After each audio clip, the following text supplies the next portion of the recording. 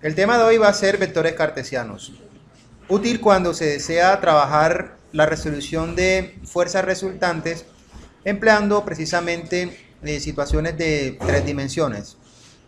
Aquí es importante entonces conocer un poco sobre lo que es la álgebra lineal para que definitivamente ese concepto de matrices, que más adelante se va a ver muchísimo, sea potente a la hora de resolver estos problemas de manera directa. Entonces, repito nuevamente, el tema es vectores cartesianos.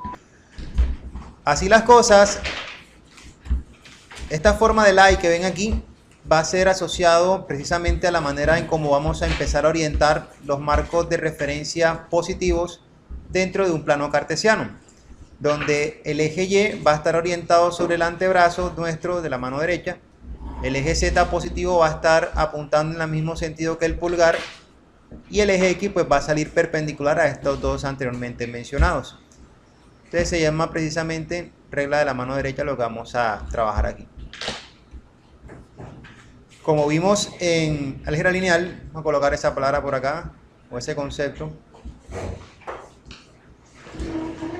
La existencia de vectores unitarios y que se referencia a la X, J, ¿a quién se referencia la J? La Y, y bueno, K a la Z. Es un proceso bastante poderoso e interactivo para precisamente ubicar dentro de un plano de estrógiro la posición y orientación de los vectores en el marco positivo o negativo de cada uno de estos ejes.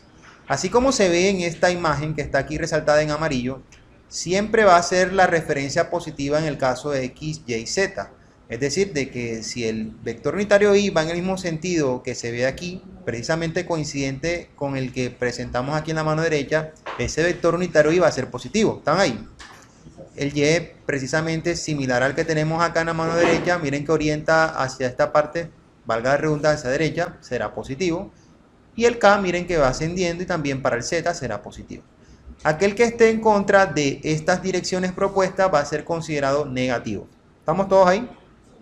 Bien, voy a borrar por un momento esto amarillo. Bien,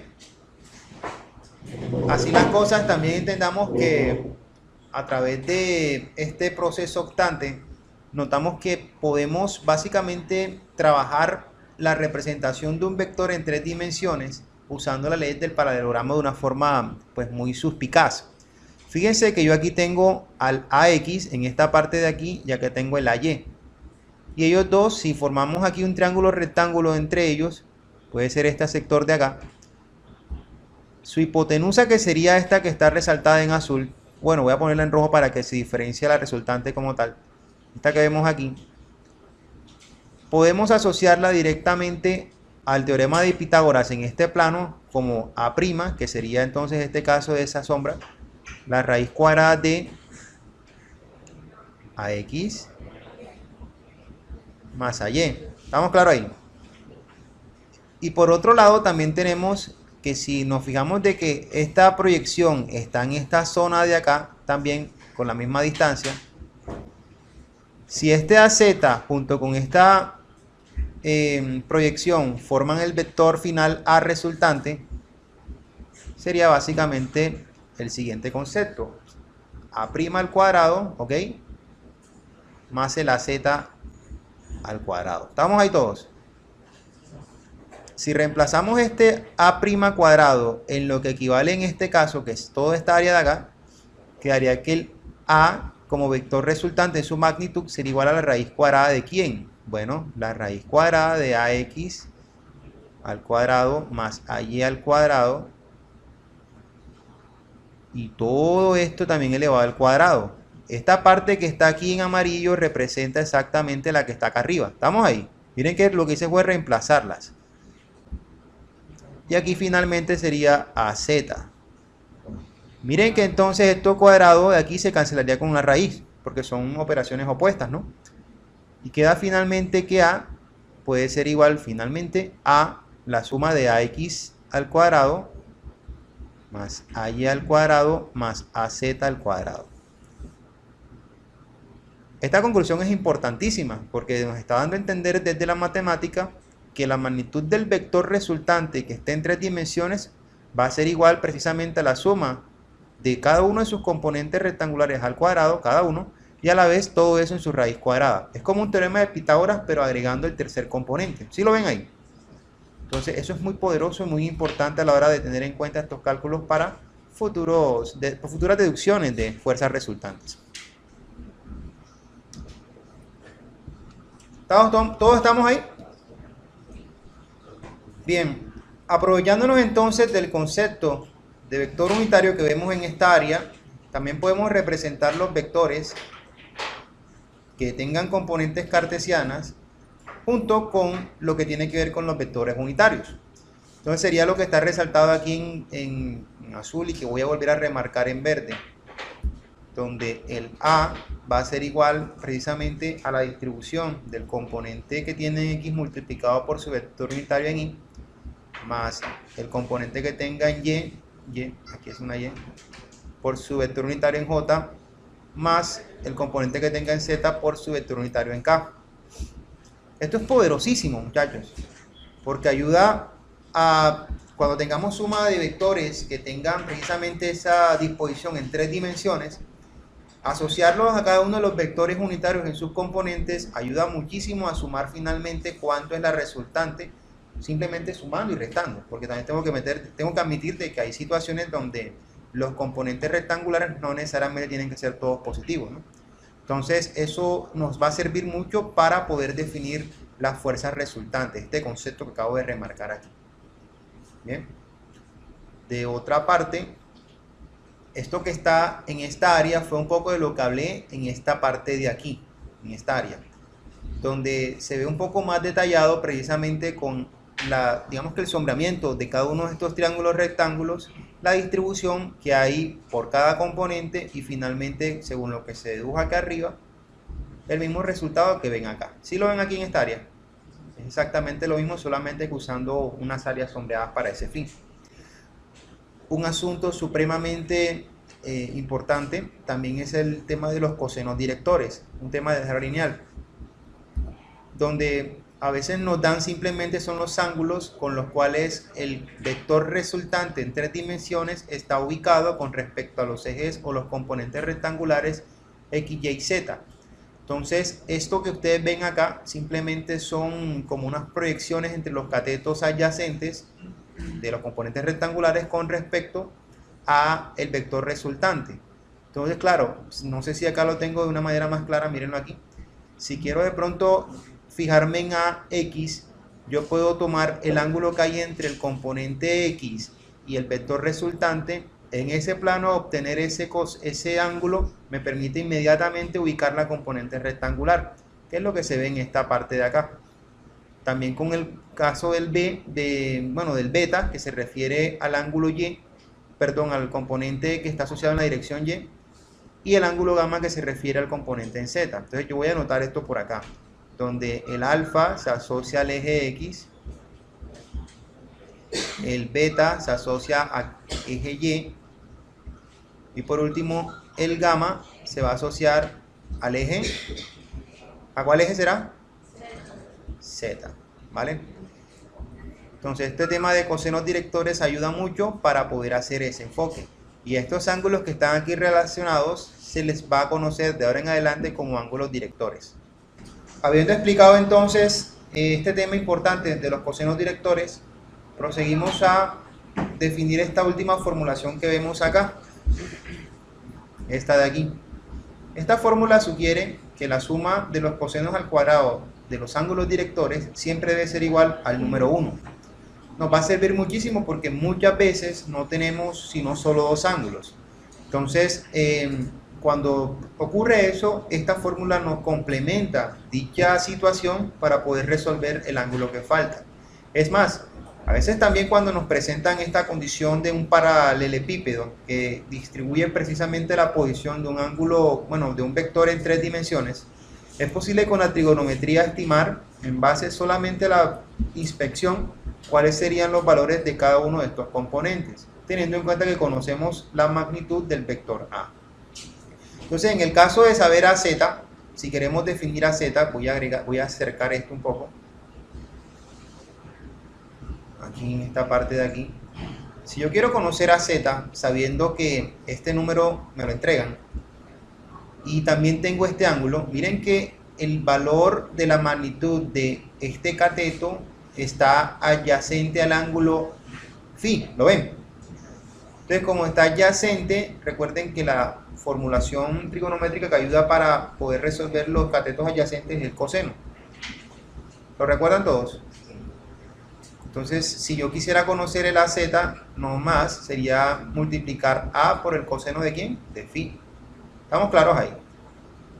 Porque está adyacente. Bien, por otra parte, miren que esta diagonal, que aquí se conoce como A', también se encuentra en esta área de aquí, en esta línea. Es la misma, tiene el mismo largo, porque recuerden que esto es como un rectángulo. Entonces trazan la diagonal acá y si esto se pasa acá abajo, es exactamente el mismo valor. Entonces, esta diagonal A' también se puede definir con este ángulo phi. Miren que esta diagonal está enfrente del ángulo. Si está enfrente, ¿cuál se usa? ¿Seno o coseno? Exacto, opuesto, porque está enfrente es seno. O sea que A' puede ser definido como el producto de A, que se conoce, por el seno de ¿quién? De phi. ¿Estamos ahí? Phi. Sí, phi. Esta distancia, que es esta misma de aquí abajo, miren que también se puede descomponer por unas componentes rectangulares que tienen las mismas, valga la redundancia, o bueno, longitudes de AX y AY. Para llegar aquí a un triángulo rectángulo que finalmente, usando Pitágoras, me puede obtener este A'. Pero aquí tendríamos que conocer este ángulo θ. Entonces, en ese caso, si yo quiero conocer AX, pero ya conozco A' y ya tengo θ, miren que AX está opuesto o adyacente a θ. Está adyacente, y si es adyacente, ¿cuál se usa? Coseno. O sea que en este caso sería para AX multiplicar a A' por el coseno de θ. Y bueno, como AY, que es esta de aquí, mide exactamente lo mismo que esta longitud, que también es AY, miren que está enfrente. Si está enfrente, ¿cuál se usa? ¿Seno o coseno? ¿Enfrente quiere decir opuesto? Muy bien, seno. Entonces, AY sería A' por el seno de este ángulo θ. Como ahorita habíamos deducido que A' no es más que el producto de A por el seno de phi, aquí yo pudiera incluso reemplazar este valor, que está aquí en este caso, de A', y miren que AX se transformaría en lo siguiente. El A, que es la magnitud del vector resultante, por el seno de phi, todo esto sería A', pero esta vez, como es aquí el que estoy buscando, lo afecto por el coseno de θ. Y en el caso de AY, vuelvo y reemplazo A', que en este caso es lo mismo que A por el seno de phi, pero esta vez por el seno de θ. Y resulta que esto yo diría que no tienen que aprendérselo, ¿no? Simplemente con inspección de trigonometría basta y sobra para establecer estas propiedades y estas relaciones. Por otro lado, que también es algo muy importante, voy a quitar un poquito más hacia atrás, ahí, es que los vectores unitarios no son más que la relación de los componentes rectangulares de cada uno de precisamente lo que componen al vector resultante, dividido cada uno por la magnitud del vector como tal. Entonces, esto que está aquí, recuerden que pues por el caso como tal del primer asunto, por lo menos aquí, el coseno del ángulo alfa, ¿a quién hacía referencia? X, Y o Z como ángulo director. A X, que sería cateto adyacente, que sería X, sobre su hipotenusa, que es A, como resultante. En el caso de la Y, ¿a quién hacía referencia el ángulo director? Beta, entonces sería coseno de beta, el AY sobre su magnitud total. Y el último es gamma, que hace referencia a Z. Entonces aquí sería AZ sobre A. Esto que está aquí precisamente es esta parte que representa la proporción de los vectores unitarios que tendría cada uno de estos vectores orientados precisamente en cada parte de las componentes rectangulares de este plano cartesiano. Y finalmente, pues si eso se sigue cumpliendo, fíjense que si yo tengo A y lo multiplico por cada uno de los cosenos directores y a su vez lo afecto por los vectores unitarios, Inmediatamente esto me sirve para descomponer rectangularmente al vector. Esto también puede ser importante en situaciones donde definitivamente solamente tenga información de orientación de cosenos directores como única herramienta para establecer las proporciones de las componentes rectangulares x, y, z del vector, y que necesariamente tenga que usarlos en casos como el que estoy presentando acá abajo, donde tenga que sumar dos vectores a, b para obtener en el espacio una resultante, y tenga que acudir precisamente a descomponer cada vector a en x, a en y, a en z, b en x, b en y, b en z, y por último sumar, como les decía, cada una de sus componentes y afectarla por el vector unitario que corresponda. En este caso, como es el y, aquí le corresponde el y al x, ¿se acuerdan? Entonces todo lo que tenga que ver con x se lo sumo ahí, ese sería el vector resultante que estaría en esa componente en x, así mismo sería con y y con z. Finalmente la suma de todos estos representaría por cada uno de los vectores unitarios la distribución espacial del vector resultante de forma cartesiana. Entonces esto que vamos a emplear o que hemos conversado va a servir de base para entender más adelante la resolución de ejercicios de esta categoría en el asunto precisamente de vectores cartesianos.